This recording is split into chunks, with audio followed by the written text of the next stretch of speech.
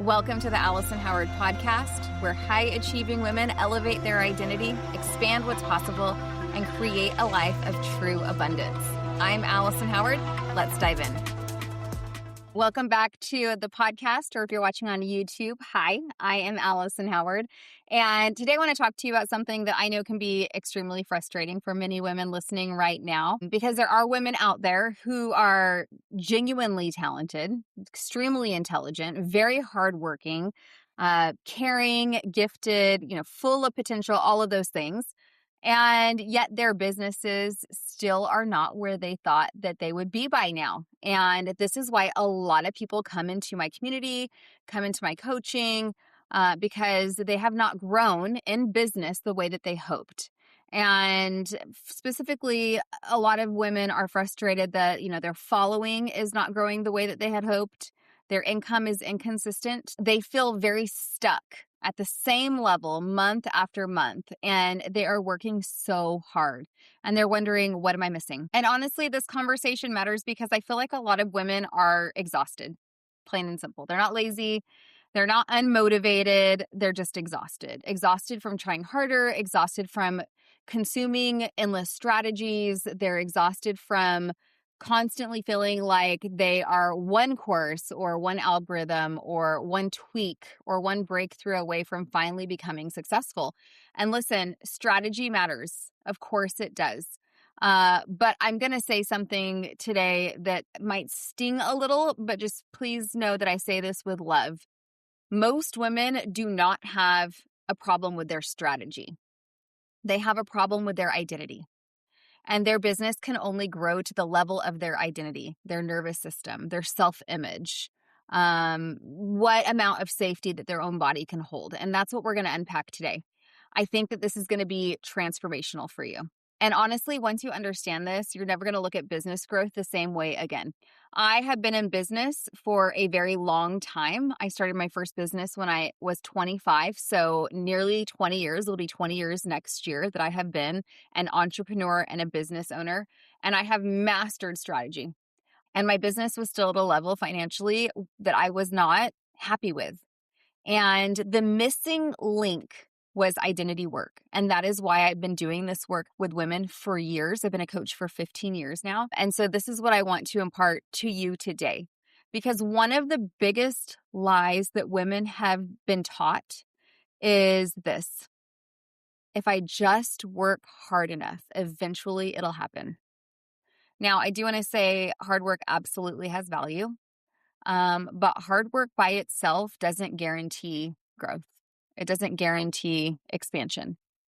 Because if hard work creates success, then every exhausted woman would already be wildly successful. There are women working themselves into the ground right now with color-coded planners and 70 tabs open on their computer, 3 unfinished launches, cortisol levels through the roof, and enough caffeine to medically concern a small village.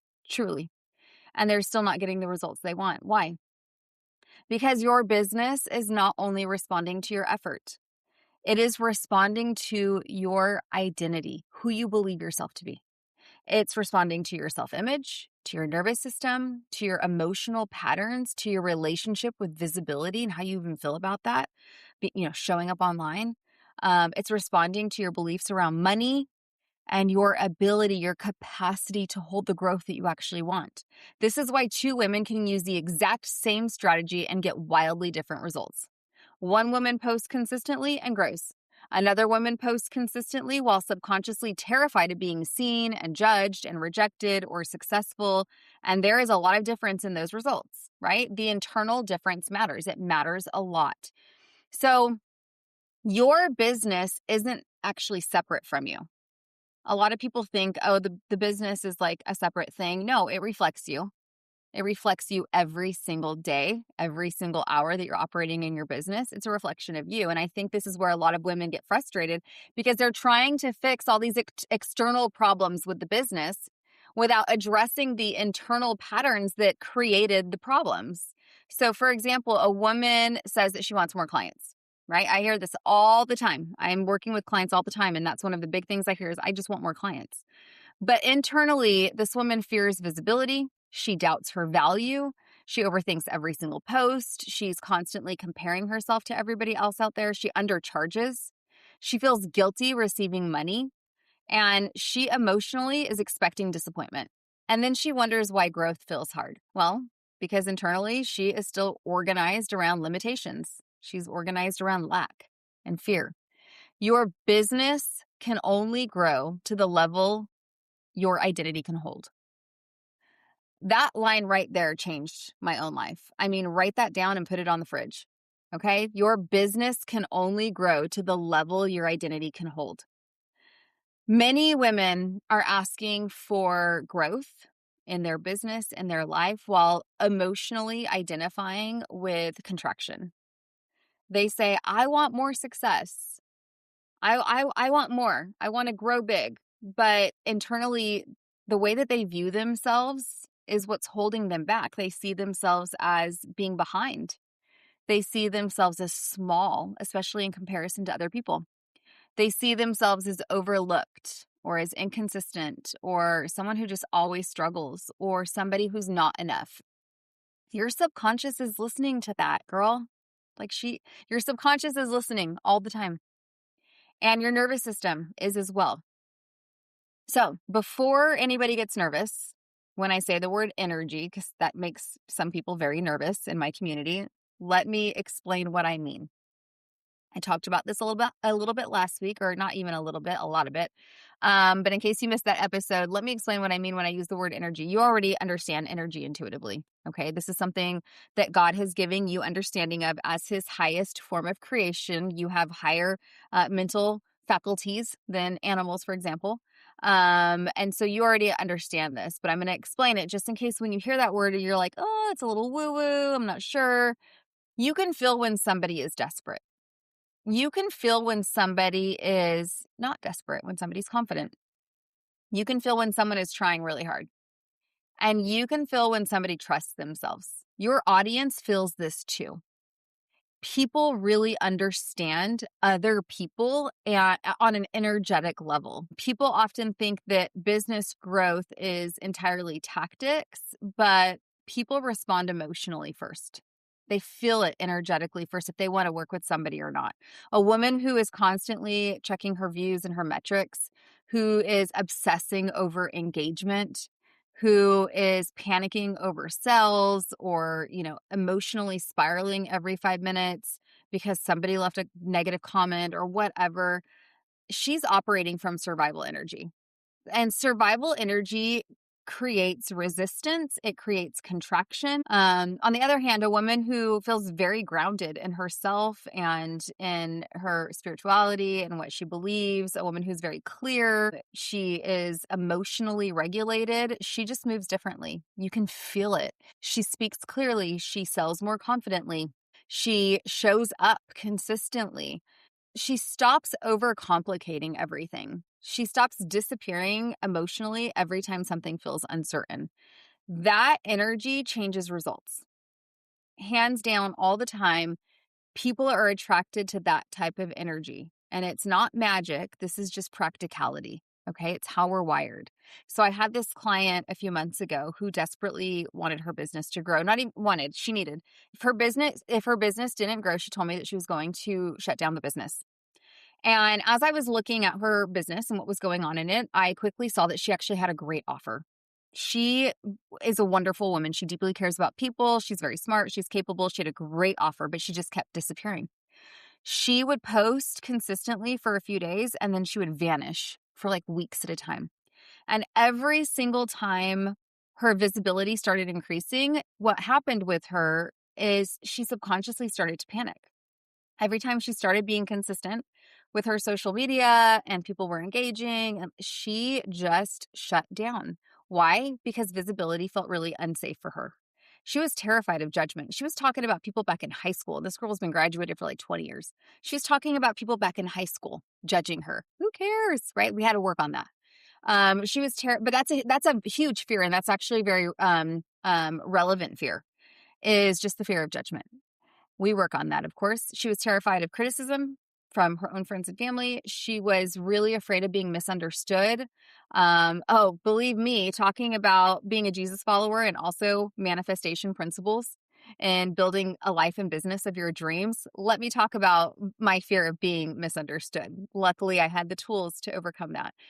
She was afraid of failing publicly, and she was afraid also of succeeding publicly. And honestly, this is incredibly common. A lot of women say they want visibility until visibility actually starts happening. And then suddenly their nervous system goes, absolutely not. What was I thinking? So we didn't just work on her content strategy. We actually worked on her identity. We worked on emotional safety. We worked on really stabilizing the version of her who could actually tolerate being seen and what that looked like for her. And that's when everything changed in her business, because consistency stopped feeling like force and it started to feel natural. So I'm going to get a little spicy here. Warning, it's okay. It's not that spicy, but I'm going to get a little spicy, okay? Just for a second. A lot of overworking is actually not ambition. My ambitious girls are like, no. No, it's true. It's true, girl. A lot of your overworking is not ambition. It's actually fear that's cloaked in a little cover up that looks like ambition. And I say it lovingly because I actually understand it deeply. Myself, this is something that I've been working on for a long time. So I definitely do understand it deeply, but also many women that I work with have just been conditioned to believe that their worth comes from their productivity, that rest is something that we earn, that slowing down for any reason is laziness, that success requires sacrifice and suffering. More effort always equals more value. This is what we have been conditioned to believe. So even when opportunities for ease appear, we just distrust them, right? Is this resonating with you? So what a lot of women do who are not in this work, who are not actually working on changing this, is they overcomplicate everything. They overwork and they overgive to the point of resentment. They over strategize and over consume information. And they overfunction because struggle feels emotionally familiar, even if it's not good for them. Even if it's bringing them to the brink of a nervous breakdown, struggle feels emotionally familiar. And we always go back to what's familiar. Because some women are so used to surviving that peace just feels very uncomfortable. Is this hitting home? Is this hitting home for some people? I figured it would. So a lot of women I work with think if I'm not stressed, then something is broken or not working. Am I even trying if I'm not stressed? And friend, I want to tell you this very clearly. You are allowed to succeed without emotionally destroying yourself. That leads to the breakup of so many marriages, of so many relationships and friendships, the destruction of your business. I mean, your health, your mindset. I mean, all of these things. You are allowed to succeed without emotionally destroying yourself. You do not need to burn your nervous system to the ground in order to deserve success. So let's simplify this now. Most women are not stuck because they lack information. In fact, you're probably overly informed, overly educated, overly intelligent when it comes to the thing that you do. Most women are stuck because their internal world and their external desires are in conflict. So let me give you some examples. They want more money in their business, but they're afraid of having more money and what that says about them. Selfish, greedy, can I even be responsible for that amount of money, right? They want growth in their business, but they fear judgment. They want clients, but they fear visibility. They don't want to put themselves out there. They don't want to show their face. They don't want to talk to a screen. Maybe they want clients, but they fear rejection too, right? They want freedom in their life, but subconsciously they associate success with pressure. So freedom is pie in the sky for other people, not for them. They want to grow. They want expansion, but emotionally they identify with struggle. And this creates resistance, and resistance slows things down. Inside my coaching and inside my community, this is often where the deepest shifts happen. Women will realize they'll have those light bulb moments where they say, oh my word, I am not lazy. I am internally conflicted. And this awareness, the awareness is the first part. It changes everything. Because once you stop attacking yourself, you create distance from the situation and what's actually happening. You can start addressing the root issue. This actually brings to mind another client that I had who could not understand why her business income was staying capped. She worked nonstop. Nonstop. She was an over giver. Her output was incredible, but every time more money started coming in, she would lower her prices. She would over deliver. She would panic. She would create all this chaos in her work and in her private life. And then she would have this emotional spiral and it would rinse and repeat. This was just her pattern.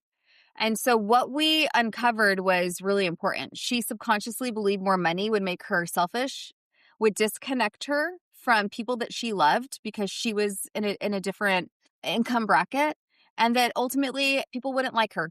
That was her big fear. If she made more money, people wouldn't like her. So every time growth opportunities appeared in her life, her nervous system just tried to pull her back toward what felt emotionally safe. Again, this was not a strategy problem. This was an identity problem. So once we started shifting her relationship with receiving and with her worthiness, with visibility and safety, her business began to grow so fast. She had all the right things in place. It was just that one little thing that was missing. And she was able to live and give in a way that felt so good for her. She just had to get over that one thing. She had to move past it, grow through it. And everything in her life has changed because her internal world finally matched what she said she wanted externally. So let's just break this down now, okay? If your business is not where you want it to be, here are some things to start looking at. Number one, stop only asking, what should I do? Start asking, who am I being while I do it? Because energy matters. Identity matters. Before you send that email, the thing that you should be doing, ask yourself, who am I being as I compose and send this email? Number two, look at your relationship with visibility. Do you actually want to use social media to grow your business? And if you do, what's holding you back? Do you feel safe being seen? Or do you keep hiding while saying that you want growth? We will work on this together. It's one of the biggest conflicts that women have, is putting themselves out there on video, on camera. You want to, you see people. I'm going to give you a little tip here. Jealousy is a very, very good indicator of what you want in your own life. As you're looking at people and feeling jealous that they're showing up on social media in the way that you want to, or they're speaking at live events, or they're hosting retreats, or whatever it is that they're doing, they're writing a book. If you feel a ping of jealousy about that, that's a very good clue that you probably should be doing that thing yourself. But what's holding you back is fear, is a lack of identity. So look at your relationship with visibility. If you keep hiding, but you say you want growth, there's something there. There's something there that we need to work on. Number three, I want you to notice where you emotionally expect disappointment. Your expectations influence your behavior more than you realize. Your life is moving in the direction of your most dominant beliefs and expectations. So your expectations influence your behavior. I have this acquaintance of mine, and every single time she goes out to eat, she finds a hair in her food, but nobody else around her does. And she always posts about it. It's like a big joke. She's expecting it. That's why she finds the hair in her food every single time, and no one else does. And they're looking because she just has to, like, oh gosh, I'm going to really examine my own dish here. It's because she expects it. What you expect always influences what you receive. Number four, regulate your nervous system. I know that sounds so scientific, and people ask me about that all the time, or maybe it even sounds cliche at this point, but it's so, so true. A dysregulated nervous system makes consistency harder. It makes clarity harder. It makes receiving harder. So you have to regulate your nervous system. Number five, normalize expansion. You have to stop treating your next level like some terrifying, impossible fantasy. She's not. It has to start feeling available to you. Normalize it. This is one reason why community matters so much. All of these things that I've given you is why community matters so much. We work on this all the time together. Isolation is the devil's playground. You will grow so much faster when you're in a like-minded community. So inside my private community, the Inner Shift Society, women are constantly surrounded by these types of conversations that normalize growth, that normalize wealth, that normalize expansion and embodiment and visibility and self-trust and receiving more in your life without guilt or shame. Who doesn't want to create a life that they are wildly passionate about? Who doesn't want to be able to give in any way that they want to give, whether it's tithing and beyond to your church, whether it's helping those kids go on the missions trip, whether it is adopting or helping somebody else adopt? I mean, there are so many beautiful ways that we can give, and abundance and wealth makes that possible in our life. So who doesn't want that? Who doesn't want to create a life around what matters most to them? And honestly, this kind of environment, that kind of community that I've created, it changes people. I mean, pure and simple, it changes people's lives. I want to remind you, I want to say something to the woman listening who is hearing this but still feels a little bit of discouragement in her heart because maybe she feels behind. You are not behind. You're not behind, my friend. You are in the process of becoming. Okay. And I know sometimes it feels like everyone else is growing faster and everyone else is succeeding more than you are. And everyone else seems to have figured out some secret that you've missed. And you're exhausted from constantly searching all over the internet and asking ChatGPT and Claude and friends and all the things about what you may have missed. No. What you are really seeing is women who became emotionally available for more. That's what they figured out. That's what I teach women to do. That is the deeper work. And once you start doing it, things can shift very, very quickly. So let me leave you with a few takeaways as I do every single week. Number one, first, your business is not separate from your identity. It's a reflection of it. The second thing is that your hard work alone does not guarantee expansion. You can actually grow a business by white knuckling it, grit, action, all of that, but only to a certain level. You're going to have to learn how to tap into something different if you don't want to become a slave to the business. Third, your nervous system and your subconscious beliefs affect your growth more than you realize. Fourth, many women are not lacking strategy. They're just emotionally conflicted. They say they want something, but they believe something entirely different than that. That creates resistance and conflict. Fifth, your next level becomes easier when your internal world stops resisting it. So if you are listening to this episode and you are feeling excited, encouraged, inspired, I hope you are. I hope you know that this is so possible for you. I see it every single day with the women that I work with.